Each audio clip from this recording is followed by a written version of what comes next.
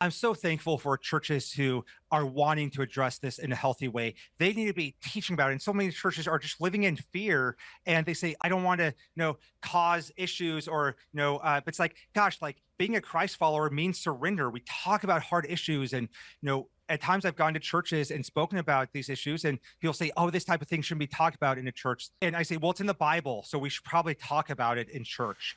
And so, but you make a good point. We need more than one liners. We need deep teaching. We need to teach the gloriousness of what God created sexuality for. We need to talk about not just what we're against, but what we're for, which is the Mm, beauty of the amen. gospel when He redeems and restores His people.